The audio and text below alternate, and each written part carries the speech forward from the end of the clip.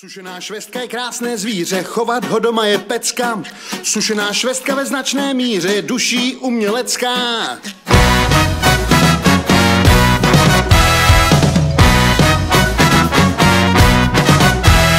Zpívá jak slavík, říznutý švábem, kůži má tmavomodrou. Je nenáročná za A a za B, povahu má tak nějak bodrou. Sušená švestka je krásné zvíře, že na to marně hledám slova.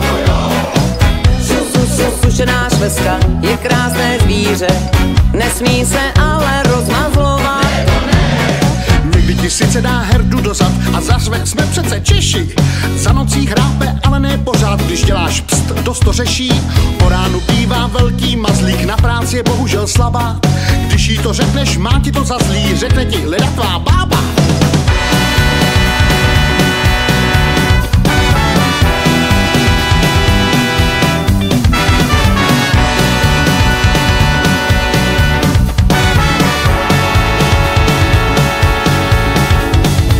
Jeden napísloch, jak chováš švestku, jak na ní děláš pokusy.